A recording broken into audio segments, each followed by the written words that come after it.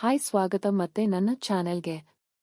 ಸ್ನೇಹಿತರೆ, ಭಾವನೆಯಿಲ್ಲದ ಕಾಲಗಳಲ್ಲಿ ತಂಗಿಯ ಜೊತೆಗೆ ಮನೆಯೊಳಗೆ ಸುಖದ ಆಟದಲ್ಲಿ ತಲ್ಲೀನರಾಗಿ ಆನಂದದ ಅಲೆಯನ್ನು ಆಸ್ವಾದಿಸಿದ ಕತೆ ಬಹಳ ಆಸಕ್ತಿಕರವಾಗಿದೆ. ಎಲ್ಲೂ ಬಿಟ್ಟು ಹೋಗದೆ ಕತೆಯನ್ನು ಅಂತ್ಯದವರೆಗೂ ಆಲಿಸುತ್ತಾ ಹೋಗಿ. ಸರಸ್ವತಿ ಮದುವೆಯಾಗಿ ಕೆಲವು ತಿಂಗಳುಗಳು ಕಳೆದಿದ್ದವು. ಅವಳ ಗಂಡನಿಗೆ ಸರಿಯಾದ ಕೆಲಸವಿಲ್ಲದೆ ಇದ್ದ ಕಾರಣ ಅವರ ಬದುಕು ಸ್ವಲ್ಪ ತೊಂದರೆಯಲ್ಲಿತ್ತು. ಆದರೂ ಸರಸ್ವತಿಗೇನಾದರೂ ಮಾಡಿ ಮನೆಯನ್ನು ಸರಿಪಡಿಸಿಕೊಂಡು ಬರುತ್ತಿದ್ದಳು. ಈ ನಡುವೆ ಆ ತೊಂದರೆಗಳ ಮಧ್ಯೆಯೂ ಅವಳ ಗಂಡ ಮದ್ಯ ಸೇವನೆಯನ್ನು ಶುರು ಮಾಡಿದ್ದ ದಿನಗಳು ಬದಲಾಗುತ್ತಲೇ ಅವನ ಬಯಕೆ ಹೆಚ್ಚಾಗುತ್ತಲೇ ಹೋಯಿತು. ಬೆಳಗ್ಗೆ ಎದ್ದ ಕೂಡಲೇ ಹೊರಟು ಕುಡಿದು ಬರುತ್ತಿದ್ದ ಸರಸ್ವತಿ ಎಲ್ಲ ಕಡೆಗಳಲ್ಲಿ ಸಣ್ಣ ಸಣ್ಣ ಕೆಲಸಗಳನ್ನು ಮಾಡಿ ಮನೆಯನ್ನು ನಡೆಸಿಕೊಂಡು ಹೋಗುತ್ತಿದ್ದಳು. ಇದರಿಂದ ಅವನಿಗೆ ಇನ್ನೂ ಸುಲಭವಾಯಿತು. ಇಡೀ ದಿನವನ್ನು ಮಧ್ಯದಲ್ಲೇ ಕಳೆಯುತ್ತಿದ್ದ ಒಂದು ದಿನ ಏನೋ ಅನಿರೀಕ್ಷಿತವಾಗಿ ಅವನು ಮನೆಯನ್ನು ಬಿಟ್ಟು ಹೋದ. ವಿಷ್ಣು ಕಾರಣಕ್ಕೆ ಮನೆಗೆ ಬಂದಾಗ ಸರಸ್ವತಿ ಮಾನಸಿಕವಾಗಿ ಬಹಳ ದುಃಖಪಡುತ್ತಾಳೆ. ಮನೆಯಲ್ಲೇ ಕುಳಿತುಕೊಂಡಿರುತ್ತಾಳೆ. ಸರಸ್ವತಿ ಹೆಸರಿಗೆ ಸರಿಹೊಂದುವಂತೆ ಬಹಳ ಮೃದುವಾಗಿ ಮತ್ತು ಎಲ್ಲರನ್ನೂ ಆಕರ್ಷಿಸುವಳು. ಮನೆಯಲ್ಲಿ ಅಳುತ್ತಾ ಕುಳಿತಿರುವ ತಂಗಿಯನ್ನು ನೋಡಿ, ವಿಷ್ಣು, ನೀನು ಏಕೆ ಸಣ್ಣ ಮಕ್ಕಳ ಹಾಗೆ ಕಣ್ಣೀರು ಸುರಿಸುತ್ತಿದ್ದೀಯಾ? ನೀನು ಎಷ್ಟು ದುಃಖಿಸಿದರೂ ಬಿಟ್ಟು ಹೋದ ವ್ಯಕ್ತ ಮತ್ತೆ ಮರಳುವುದಿಲ್ಲ ಅಂತ ತಂಗಿಯನ್ನು ಸಮಾಧಾನಪಡಿಸಲು ಹೋಗುತ್ತಾನೆ. ನಾನು ಏನು ತಪ್ಪು ಮಾಡಿದ್ದೆ ವಿಷ್ಣು? ಭಗವಂತ ನನಗೆ ಮೊದಲಿಂದಲೂ ಕಷ್ಟಗಳನ್ನೇ ಕೊಟ್ಟಿದ್ದಾನೆ.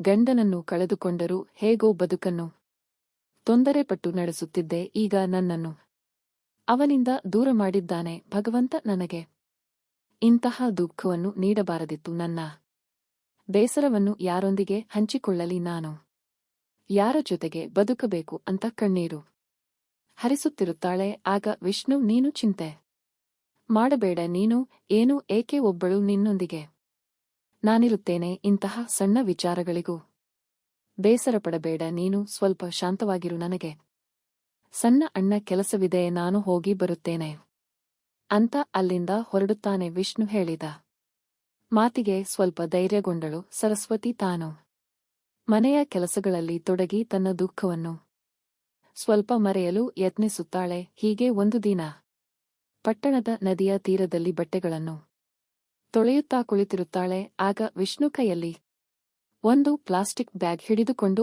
ಆ ದಾರಿಯಲ್ಲೇ ಬರುತ್ತಾನೆ. ಸರಸ್ವತಿ ನದಿಯ ಬಳಿ ಕುಳಿತು ಬಟ್ಟೆಗಳನ್ನು ತೊಳೆಯುವುದರಲ್ಲಿ ಮಗ್ನಳಾಗಿರುತ್ತಾಳೆ. ಹಾಗೆ ಕುಳಿತಿರುವಾಗ ಅವಳ ಸೌಂದರ್ಯ ವಿಷ್ಣುಗೆ ಕಾಣಿಸುತ್ತದೆ. ಅವನಿಗೆ ಜಾಗೃತಿ ಬರುತ್ತದೆ. ಅಯ್ಯೋ, ನಾನು ಏಕೆ ಇಂತಹ ನೋಟ ಬೀರುತ್ತಿದ್ದೇನೆ? ಅವಳನ್ನು ಈ ರೀತಿ ಗಮನಿಸುವುದು ತಪ್ಪು ಅಂತ ಆಲೋಚಿಸಿ ಅವಳ ಬಳಿ ಹೋಗುತ್ತಾನೆ. ಅಲ್ಲಿಗೆ ಬಂದ ತಂಗಿಯ ಸ್ನೇಹಿತನನ್ನು ನೋಡಿ ಸರಸ್ವತಿ, ವಿಷ್ಣು ಈಗ ಬಂದೆಯಾ ಅಂತ ಕೇಳುತ್ತಾಳೆ. ಏನೂ ಇಲ್ಲ, ಸುಮ್ಮನೆ ನಿನ್ನೊಂದಿಗೆ ಮಾತನಾಡಿ ಹೋಗೋಣ ಅಂತ ಬಂದೆ ಅಂತ ವಿಷ್ಣು ಹೇಳುತ್ತಾನೆ. ಹೌದಾ, ಕೈಯಲ್ಲಿ ಏನದು? ಏನೋ ಬ್ಯಾಗ್ ಇದೆ ಅಂತ ಕೇಳುತ್ತಾಳೆ ತಂಗಿ. ನನ್ನ ಸ್ನೇಹಿತ ಇತ್ತೀಚೆಗೆ ಮದುವೆಯಾಗಿದ್ದ. ಅವನಿಗೆ ಬೇಕಾದ ವಸ್ತುಗಳನ್ನು ತರಲು ನನಗೆ ಲಿಸ್ಟ್ ಕೊಟ್ಟಿದ್ದ. ನಾನು ಈಗ ದೊಡ್ಡ ಅಣ್ಣನಿಗೆ ಹೋಗಿ ಅದನ್ನು ತಂದೆ. ಹೀಗೆ ಹೋಗುತ್ತಾ ದಾರಿಯಲ್ಲಿ ನಿನ್ನೊಂದಿಗೆ ಮಾತಾಡಿ ಹೋಗೋಣ ಅಂತ ಬಂದೆ ಅಂತ ಹೇಳುತ್ತಾನೆ. ಹೌದಾ ಅಂದ ಹಾಗೆ ಆ ಬ್ಯಾಗ್ನಲ್ಲಿ ಏನಿದೆ? ನಾನೊಂದಿಗೆ ನೋಡೋಣ ಅಂತ ಅವನ ಮೋಡಿ ಸಂಭೋಗ ವಶೀಕರಣ ಸ್ಪೆಷಲಿಸ್ಟ್. ವಶೀಕರಣಕ್ಕೋಸ್ಕರನೇ ಕರೆ ಮಾಡಿ. ಮಹಾಕಾಳಿ ತಾಂತ್ರಿಕ ಪೀಠಂ ಶ್ರೀ ಮಹಾ ಅಘೋರ ತಪಸ್ವಿ. ನಿಮ್ಮ ಪ್ರೀತಿಯನ್ನ ಮರಳಿ ಪಡೆಯಬೇಕೇ? ನಿಮ್ಮ ಪ್ರೀತಿಯನ್ನ ಮನೆಯಲ್ಲಿ ಒಪ್ಪುತ್ತಿಲ್ಲವೇ? ನೀವು ಇಷ್ಟಪಟ್ಟ ವ್ಯಕ್ತಿ ನಿಮ್ಮಂತೆ ಆಗಬೇಕೇ? ಲವ್ ಮ್ಯಾರೇಜ್ ನಲ್ಲಿ ಕುಟುಂಬದಿಂದ ಕಿರಿಕಿರಿಯಾಗುತ್ತಿದೆಯೇ? ನಿಮ್ಮ ಪತಿ ಅಥವಾ ಪತ್ನಿಗೆ ಪರಸ್ತ್ರೀ ಸಹವಾಸ ಬಿಡಿಸಬೇಕೇ? ಇಲ್ಲಿದೆ ಶಾಶ್ವತ ಪರಿಹಾರ. ವಶೀಕರಣ ಮತ್ತು ಶತ್ರು ಮುತ್ತಿಗೆಗೆ ಓಪನ್ ಚಾಲೆಂಜ್. ನಿಮ್ಮ ಕೆಲಸ ಕೇವಲ 2 ಗಂಟೆಯಲ್ಲಿ ಶಾಶ್ವತ ಸಮಾಧಾನ ಇಲ್ಲಿದೆ. ಕೆಲಸ ಆಗದಿದ್ದಲ್ಲಿ ನಿಮ್ಮ ಹಣ ವಾಪಸ್. ಗುಪ್ತ ಅಘೋರ ವಾಮ ಪದ್ಧತಿಯಿಂದ ಇಲ್ಲಿ ಶಾಶ್ವತ ಪರಿಹಾರ ಗ್ಯಾರಂಟಿ. ಕೈಯಿಂದ ತೆಗೆದುಕೊಂಡು ತೆರೆದು ನೋಡಿದಾಗ ಒಮ್ಮೆ ಅವಳಿಗೆ ಆಶ್ಚರ್ಯವಾಗುತ್ತದೆ. ವಿಷ್ಣು, ನಿಜ ಹೇಳು, ಇದು ನಿನ್ನ ಸ್ನೇಹಿತನಿಗೆ ಬೇಕು ಅಂತ ತೆಗೆದುಕೊಂಡೆಯಾ ಅಥವಾ ನೀನು ಇದನ್ನು ನನಗಾಗಿ ತಂದೆಯ ಅಂತ ಕೇಳುತ್ತಾಳೆ. ಅದಕ್ಕೆ ಏಕೆ ಹೀಗೆ ಕೇಳುತ್ತಿದ್ದೀಯ ಅಂತ ಅವನಿಗೆ ಸರಿಯಾಗಿ ತಿಳಿಯುವುದಿಲ್ಲ. ಬಹುಶಃ ತಂಗಿಗೆ ಇದು ಅಗತ್ಯವಿರಬಹುದು ಅಂತ ಭಾವಿಸಿ ನಿನಗೆ ಬೇಕಿದ್ದರೆ ಇಟ್ಟುಕೋ, ಅದಕ್ಕೆ ನಾನು ಅವನಿಗೆ ಮತ್ತೊಂದನ್ನು ಖರೀದಿಸಿ ಕೊಡುತ್ತೇನೆ ಅಂತ ಹೇಳುತ್ತಾನೆ. ಏಕೆ ಈ ರೀತಿ ಅರ್ಥವಿಲ್ಲದ ಮಾತುಗಳನ್ನು ಹೇಳುತ್ತೀಯಾ? ವಿಷ್ಣು ಅದನ್ನು ತೆಗೆದುಕೊಂಡು ನಾನು ಏನು ಮಾಡಲಿ ಅಂತ ಕೇಳುತ್ತಾಳೆ. ಹೀಗೆ ಏಕೆ ಹೇಳುತ್ತಿದ್ದೀಯಾ? ಅಷ್ಟಕ್ಕೂ ಆ ಬ್ಯಾಗ್ನಲ್ಲಿ ಏನಿದೆ ಅಂತ ಕೇಳುತ್ತಾನೆ ವಿಷ್ಣು. ನಾನು ನನ್ನ ಬಾಯಿಂದ ಹೇಳಲು ಸಾಧ್ಯವಿಲ್ಲ, ಬೇಕಿದ್ದರೆ ನೀನೇ ನೋಡು ಅಂತ ವಿಷ್ಣುಗೆ ಆ ಬ್ಯಾಗ್ ಅನ್ನು ಕೊಡುತ್ತಾಳೆ. ಆಗ ವಿಷ್ಣು ಆ ಬ್ಯಾಗ್ ಅನ್ನು ತೆರೆದು ನೋಡುತ್ತಾನೆ. ಆಗ ಅವನಿಗೆ ಸರಸ್ವತಿ ಏಕೆ ಹಾಗೆ ಮಾತನಾಡುತ್ತಿದ್ದಳು ಅಂತ ಗೊತ್ತಾಗುತ್ತದೆ. ಅಯ್ಯೋ, ಅದರಲ್ಲಿ ಏನಿದೆ ಅಂತ ನಾನು ನಿಜವಾಗಿಯೂ ಪರಿಶೀಲಿಸಿರಲಿಲ್ಲ. ಆ ಲಿಸ್ಟ್ ಅನ್ನು ಮೊದಲೇ ನೋಡಬೇಕಿತ್ತು. ಅವನಿಗೆ ಬೇಕಾದ ವಸ್ತು ಇರಬಹುದು ಅಂತ ನಾನು ಸುಮ್ಮನಿದ್ದೆ. ತೊಂದರೆ ಪಡಬೇಡ, ಅದಕ್ಕೆ ನಾನು ನಿನಗಾಗಿ ತಂದಿಲ್ಲ ಅಂತ ಹೇಳುತ್ತಾನೆ ವಿಷ್ಣು. ಆಗ ಸರಸ್ವತಿ ಬಿಡು ವಿಷ್ಣು, ನಾನು ನಿನಗೆ ಒಂದು ಮಾತು ಹೇಳಬೇಕು ಅಂತ ಹೇಳುತ್ತಾಳೆ. ಹೇಳು ತಂಗಿ ಅಂತ ಕೇಳಿದ ವಿಷ್ಣು. ಆದರೆ ನಿನ್ನ ಬಳಿ ಹೇಗೆ ಹೇಳಲಿ ಗೊತ್ತಿಲ್ಲ, ಆದರೂ ಹೇಳುತ್ತೇನೆ. ಆದರೆ ನೀನು ತಪ್ಪಾಗಿ ಭಾವಿಸಬೇಡ ಅಂತಾಳೆ ತಂಗಿ. ನನ್ನೊಂದಿಗೆ ಏಕೆ ಈ ರೀತಿ ಮಾತನಾಡುತ್ತಿದ್ದೀಯ? ನೀನು ಏನು ಕೇಳಬೇಕು, ನನ್ನನ್ನು ನೇರವಾಗಿ ಕೇಳು ಅಂತ ಹೇಳುತ್ತಾನೆ ವಿಷ್ಣು. ಸರಿ, ನಾನು ಕೇಳುತ್ತೇನೆ, ಆದರೆ ಈಗಲ್ಲ. ಮೊದಲು ಈ ಬ್ಯಾಗ್ ಅನ್ನು ನಿನ್ನ ಸ್ನೇಹಿತನಿಗೆ ಕೊಟ್ಟು ಬಾ ಅಂತ ಹೇಳಿ ಅವಳ ಬಟ್ಟೆಗಳನ್ನು ಒಣಗಿಸಲು ಹೋಗುತ್ತಾಳೆ. ನನ್ನ ತಂಗಿ ನನ್ನನ್ನು ಏಕೆ ವಿಚಿತ್ರವಾಗಿ ನೋಡುತ್ತಿದ್ದಳು. ಮೇಲಾಗಿ ಅವಳ ಕಣ್ಣುಗಳಲ್ಲಿ ಏನೋ ಭಾವನೆ ಕಾಣಿಸುತ್ತಿದೆ. ಬಿಡ, ಆ ತಂಗಿ ಏನು ಹೇಳುತ್ತಾಳೆ ನೋಡೋಣ ಅಂತ ಭಾವಿಸಿ ಅಲ್ಲಿಂದ ಹೊರಡುತ್ತಾನೆ ವಿಷ್ಣು. ಈ ಕಡೆ ಸರಸ್ವತಿ ವಿಷ್ಣು ಬಗ್ಗೆ ಆಲೋಚಿಸುತ್ತಿರುತ್ತಾಳೆ. ನಾನು ನನ್ನ ಬಯಕೆಯನ್ನು ವಿಷ್ಣುಗೆ ಹೇಳಿದರೆ ಹೇಗೆ? ಒಂದು ವೇಳೆ ಹೇಳಿದರೆ ಅವನು ಹೇಗೆ ಪ್ರತಿಕ್ರಿಯಿಸುತ್ತಾನೆ? ಹೇಳದೆ ಇದ್ದರೆ ನನ್ನ ಬಯಕೆಯನ್ನು ತೀರಿಸಿಕೊಳ್ಳುವ ದಾರಿ ಕಾಣಿಸುವುದಿಲ್ಲ. ಬೇರೆಯವರನ್ನು, ಹೊರಗಿನವರೊಂದಿಗೆ ಸಂಬಂಧ ಬೆಳೆಸಿಕೊಂಡು ಸಮಸ್ಯೆಗೆ ಸಿಲುಕುವುದಕ್ಕಿಂತ ವಿಷ್ಣು ಜೊತೆಗಿದ್ದರೆ ಉತ್ತಮ. ಎಲ್ಲವೂ ಗುಪ್ತವಾಗಿರುತ್ತದೆ.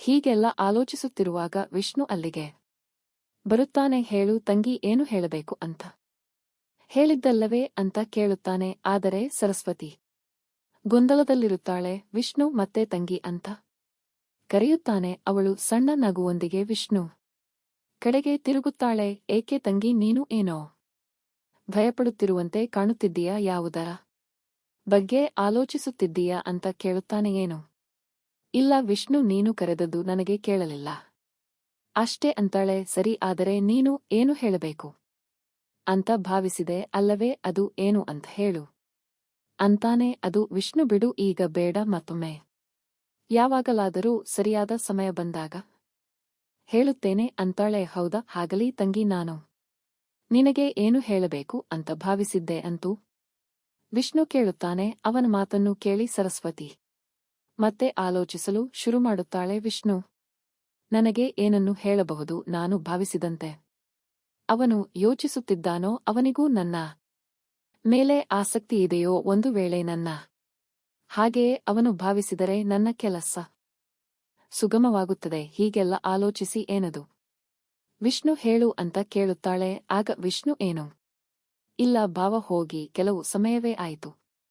ನಿನ್ನನ್ನು ಒಬ್ಬಳನ್ನೇ ನೋಡಿದಾಗ ನನಗೆ ತುಂಬಾ ದುಃಖವಾಗುತ್ತದೆ. ನಿನಗೆ ಏನಾದರೂ ಸಹಾಯ ಮಾಡಬೇಕು ಅಂತ ನನಗೆ ಯಾವಾಗಲೂ ಅನಿಸುತ್ತಿರುತ್ತದೆ. ನೀನು ಅಂದರೆ ನನಗೆ ತುಂಬಾ ಪ್ರೀತಿ. ಜೀವನ ಪೂರ್ತಿ ನಿನ್ನ ಜೊತೆಗಿರಬೇಕು ಅಂತ ಅನಿಸುತ್ತದೆ ಅಂತಾನೆ. ಅವನ ಮಾತನ್ನು ಕೇಳುತ್ತಿರುವಾಗ ಸರಸ್ವತಿಗೆ ಒಳಗಿನಿಂದಲೇ ಸಂತೋಷದ ಭಾವನೆಯಾಗುತ್ತದೆ. ಬಹುಶಃ ವಿಷ್ಣು ಕೂಡ ನನ್ನ ಹಾಗೆ ಯೋಚಿಸಿ ಇರಬೇಕು ಅಂತ ಭಾವಿಸುತ್ತಾಳೆ. ಅವನನ್ನು ಒಮ್ಮೆ ಗಟ್ಟಿಗೆ ಹಿಡಿದುಕೊಂಡು ನಿಲ್ಲಬೇಕು ಅಂತ ಅನಿಸುತ್ತದೆ. ಯಾವುದಕ್ಕೂ ಅವನ ಮಾತನ್ನು ಪೂರ್ಣ ಕೇಳೋಣ ಅಂತ ಸುಮ್ಮನಿರುತ್ತಾಳೆ. ವಿಷ್ಣು ಮತ್ತೆ ಮಾತನ್ನು ಮುಂದುವರಿಸುತ್ತಾನೆ. ಅದಕ್ಕಾಗಿ ಹೇಗಾದರೂ ನಿನ್ನ ಈ ದುಃಖವನ್ನು ದೂರ ಮಾಡಲು ನಾನು ಒಂದು ನಿರ್ಧಾರವನ್ನು ತೆಗೆದುಕೊಂಡಿದ್ದೇನೆ ಅಂತಾನೆ. ಸರಿ, ಅದು ಏನು ನಿರ್ಧಾರ ಹೇಳು ನನಗೆ ಅಂತ ಆಸಕ್ತಿಯೊಂದಿಗೆ ಕೇಳುತ್ತಾಳೆ ಸರಸ್ವತಿ. ನಿನಗಾಗಿ ನಾನು ಪಟ್ಟಣದಲ್ಲಿ ಒಂದು ಚೆನ್ನಾದ ಕೆಲಸವನ್ನು ಹುಡುಕಿದ್ದೇನೆ. ಬೆಳಗ್ಗೆ 9 ಗಂಟೆಗೆ ಹೋಗಿ ಸಂಜೆ 5 ಗಂಟೆಗೆ ಮರಳಬಹುದು. ತಿಂಗಳಿಗೆ 1,00,000 ರೂಪಾಯಿ ಸಂಬಳ ಕೊಡುತ್ತಾರೆ. ಅದು ಮಾತ್ರವಲ್ಲ, ನಮಗೆ ಹೊಸ ಸ್ಥಳವಾಗಿರುವುದರಿಂದ ನಿನಗೆ ಹೊಸ ಬದುಕು ಸಿಗುತ್ತದೆ. ಅಲ್ಲಿ ನಿನಗೆ ಚೆನ್ನಾಗಿ ಸಮಯ ಕಳೆಯಬಹುದು. ಅಷ್ಟೇ ಅಲ್ಲ, ಬರುವ ಸಂಬಳದಿಂದ ಬದುಕಿಗೆ ಸ್ವಲ್ಪ ಸಹಾಯವಾಗುತ್ತದೆ. ನೀನು ಕೂಡ ಹಳೆಯದನ್ನು ಮರೆತು ಸ್ವಲ್ಪ ಶಾಂತಿಯಾಗಿ ಇರಬಹುದು ಅಂತ ವಿಷ್ಣು ಹೇಳುತ್ತಾನೆ. ಆ ಮಾತನ್ನು ಕೇಳಿ ಸರಸ್ವತಿಗೆ ಸ್ವಲ್ಪ ದುಃಖವಾಗುತ್ತದೆ. ಇನ್ನೇನನ್ನು ಹೇಳುತ್ತಾನೆ ಅಂತ ಭಾವಿಸಿದರೆ ಇವನು ಹೇಳುತ್ತಿರುವುದು ಬೇರೆಯೇ. ಅವನು ಕೂಡ ನನ್ನ ಹಾಗೆ ಭಾವಿಸಿದ್ದಾನೆ ಅಂತ ನಾನು ಭಾವಿಸಿದ್ದೆ. ಆದರೆ ಇವನು ನನಗೆ ಸಂಪೂರ್ಣ ನಿರಾಸೆಯನ್ನು ನೀಡಿದ ಅಂತ ಆಲೋಚಿಸುತ್ತ ಸರಸ್ವತಿ, ನಾನು ಹೇಳಿದ್ದು ಸರಿಯೇ ವಿಷ್ಣು, ಆದರೆ ನನಗೆ ಪಟ್ಟಣಕ್ಕೆ ಹೋಗುವ ಇಚ್ಛೆ ಇಲ್ಲ ಅಂತಾಳೆ. ಆಗ ವಿಷ್ಣು, ನೀನು ಹಾಗೆ ಹೇಳಿದರೆ ಹೇಗೆ ತಂಗಿಗೆ? ನೀನು ಪ್ರತಿದಿನ ಮನೆಯಲ್ಲಿ ಕುಳಿತು ದುಃಖಪಡುತ್ತಿರುವುದನ್ನು ನೋಡಲಾರೆ ಅಂತ ಭಾವಿಸಿದ್ದೀಯ. ನಿನ್ನ ದುಃಖವನ್ನು ಸ್ವಲ್ಪವಾದರೂ ಕಡಿಮೆ ಮಾಡೋಣ ಅಂತ ನಾನು ಅದಕ್ಕಾಗಿ ಪ್ರಯತ್ನಿಸುತ್ತಿದ್ದೇನೆ ಅಂತ ಹೇಳುತ್ತಾನೆ. ನಿನ್ನ ಭಾವ ಹೋದದ್ದಕ್ಕೆ ಮಾತ್ರ ನಾನು ದುಃಖಪಡುತ್ತಿಲ್ಲ. ನನ್ನ ಸಂಕಷ್ಟಕ್ಕೆ ಇನ್ನೊಂದು ಕಾರಣವಿದೆ. ಅದನ್ನು ನಿನಗೆ ಹೇಳಿದರೆ ನಿನಗೆ ತಿಳಿಯದು ಅಂತಾಳೆ ಸರಸ್ವತಿ. ಅದು ಏನು ತಂಗಿ ಅಂತ ಕೇಳುತ್ತಾನೆ ವಿಷ್ಣು. ಬಿಡು ಅದನ್ನು ನಿನಗೆ ಹೇಳಿದರು ತಿಳಿಯದು ಅಂದರೆ ಏನು? ತಿಳಿಯುವುದು ತಂಗಿ, ನೀನು ಹೇಳಿದರೆ ಮಾತ್ರ ತಿಳಿಯುತ್ತದೋ ಇಲ್ಲವೋ ಅಂತ ಗೊತ್ತಾಗುತ್ತದೆ. ನೀನು ಹೇಳು, ನಾನು ತಿಳಿದುಕೊಳ್ಳಲು ಪ್ರಯತ್ನಿಸುತ್ತೇನೆ. ನನ್ನಿಂದ ನಿಶ್ಚಿತವಾಗಿ ಸಹಾಯ ಮಾಡುತ್ತೇನೆ ಅಂತ ಹೇಳುತ್ತಾನೆ. ನಿನ್ನ ಭಾವ ಹೋದ ನಂತರ ನನಗೆ ತುಂಬಾ ತೊಂದರೆಯಾಗುತ್ತಿದೆ ಅಂತ ಸರಸ್ವತಿ ಸೂಚನೆಯಾಗಿ ಹೇಳುತ್ತಾಳೆ. ಆಗುತ್ತದೆ ಅಲ್ಲ ತಂಗಿ, ಸ್ವಲ್ಪ ತಿಳಿಯುವಂತೆ ವಿವರಿಸಿ ಹೇಳು ಅಂತ ಕೇಳುತ್ತಾನೆ ವಿಷ್ಣು. ಅದೇ, ನಿನ್ನ ಭಾವ ಹೋದ ನಂತರ ನನಗೆ ತುಂಬಾ ತೊಂದರೆಯಾಗುತ್ತಿದೆ ಅಂತ ನಿಧಾನವಾಗಿ ಹೇಳುತ್ತಾಳೆ. ಆಗ ವಿಷ್ಣು, ತಿಳಿಯುವಂತೆ ಹೇಳು, ನಿಧಾನವಾಗಿ ಹೇಳು ಅಂತ ಅಲ್ಲ, ಸ್ವಲ್ಪ ವಿವರಿಸಿ ಹೇಳು ಅಂತ ಕೇಳುತ್ತಾನೆ. ಅದೇ ಹೇಳಿದ್ದಲ್ಲ ವಿಷ್ಣು, ನಿನಗೆ ಹೇಳಿದರೂ ತಿಳಿಯುವುದಿಲ್ಲ, ಬಿಡು ಈಗ ಅದನ್ನು ಬಿಟ್ಟು ಬಿಡು ಅಂತ ಹೇಳುತ್ತಾಳೆ ನಕಲಿ ಕೋಪದಿಂದ. ನನಗೆ ಗೊತ್ತಾಯಿತು ತಂಗಿಗೆ ನನ್ನ ಭಾವ ಹೋದ ನಂತರ ನಿನಗೆ ತುಂಬಾ ತೊಂದರೆಯಾಗುತ್ತಿದೆ ಅಂತ. ಅದೇ ಯಾವ ತೊಂದರೆ ಅಂತ ನೀನು ಹೇಳುತ್ತಿಲ್ಲ ಅಂತ ಹೇಳುತ್ತಾನೆ. ಅಯ್ಯೋ, ಒಬ್ಬ ಹೆಣ್ಣುಮಗಳು ಇದಕ್ಕಿಂತ ಹೆಚ್ಚು ವಿವರಿಸಿ ಹೇಳಲು ಸಾಧ್ಯವಿಲ್ಲ. ಎಲ್ಲರೂ ತಿಳಿದುಕೊಳ್ಳುತ್ತಾರೆ. ನಿನಗೆ ಏನೂ ತಿಳಿಯುತ್ತಿಲ್ಲ ಅಂತಾಳೆ. ನೀನು ಹೇಳುತ್ತಿರುವುದನ್ನು ಸ್ವಲ್ಪ ಸ್ಪಷ್ಟವಾಗಿ ಹೇಳಿದರೆ ಯಾರಿಗಾದರೂ ತಿಳಿಯುತ್ತದೆ. ಈ ರೀತಿ ಗೊಂದಲದಲ್ಲಿ ಹೇಳಿದರೆ ಯಾರಿಗೆಗೆ ಅರಿವಾಗುತ್ತದೆ? ಈಗ ನಿನ್ನ ಮನಸ್ಸಿನಲ್ಲಿ ಏನಿದೆ ಅಂತ ನನಗೆ ತಿಳಿಯಬೇಕು, ಸರಿ? ನಿನಗೆ ಹೇಗಾದರೂ ತಿಳಿಯುವುದಿಲ್ಲ. ನಾನು ನಿನಗೆ ಒಂದು ಕೆಲಸ ಹೇಳಿದರೆ ಅದನ್ನು ಮಾಡುತ್ತೀಯಾ ಅಂತ ಕೇಳುತ್ತಾಳೆ. ಹೌದು, ಮಾಡುತ್ತೇನೆ. ಅದನ್ನು ಸ್ವಲ್ಪ ಸ್ಪಷ್ಟವಾಗಿ ಹೇಳು ಅಂತ ನಗುತ್ತಾನೆ ವಿಷ್ಣು.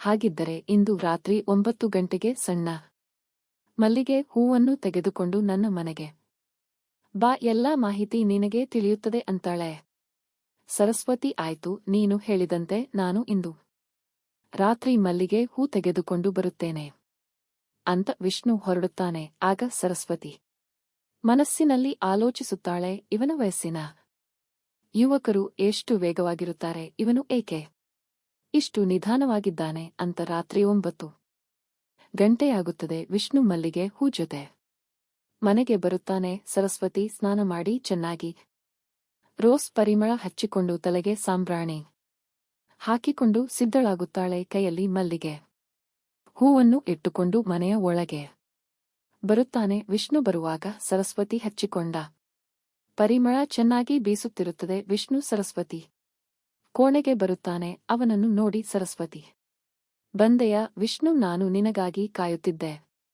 ನಿನಗೆ ಮಲ್ಲಿಗೆ ಹೂ ತರಲು ಹೇಳಿದ್ದಲ್ಲ, ತಂದಿದ್ದೀಯ? ಹೌದಕ್ಕೆ ತಂದಿದ್ದೇನೆ. ಯಾವತ್ತಾದರೂ ನೀನು ಹೇಳಿದ್ದನ್ನು ನಾನು ತರದೇ ಇದ್ದಿದ್ದುಂಟೆ. ತೆಗೆದುಕೋ ಅಂತ ಕೊಡುತ್ತಾನೆ. ಅವನ ಕೈಯಿಂದ ಹೂವನ್ನು ತೆಗೆದುಕೊಂಡು ತಲೆಗೆ ಹಾಕಿಕೊಳ್ಳಲು ನೋಡುತ್ತಾಳೆ. ಆದರೆ ಸರಿಯಾಗಿ ಆಗುವುದಿಲ್ಲ. ಆಗ ವಿಷ್ಣುವನ್ನು ಕರೆದು, ವಿಷ್ಣು, ಈ ಮಲ್ಲಿಗೆ ಹೂವನ್ನು ಸ್ವಲ್ಪ ನನಗೆ ಹಾಕುತ್ತೀಯಾ ಅಂತ ಕೇಳುತ್ತಾಳೆ. ಸರಿ ತಂಗಿ ಅಂತ ಅವಳ ಕೈಯಿಂದ ಹೂವನ್ನು ತೆಗೆದುಕೊಂಡು ಅವಳಿಗೆ ಹಾಕುತ್ತಾನೆ. ಇದೆಲ್ಲ ಚೆನ್ನಾಗಿ ಕಾಣುತ್ತದೆ. ಆದರೆ ನಿನ್ನ ಮನಸ್ಸಿನಲ್ಲಿ ಏನಿದೆ ಅಂತ ಹೇಳಲೆ ಇಲ್ಲವಲ್ಲ ಅಂತ ಕೇಳುತ್ತಾಳೆ. ಏನು ವಿಷ್ಣು ನಿನಗೆ ಇನ್ನೂ ತಿಳಿಯಲಿಲ್ಲವೇ? ತಿಳಿಯುತ್ತಿಲ್ಲವೋ ಅಂತ ಕೇಳುತ್ತಾಳೆ.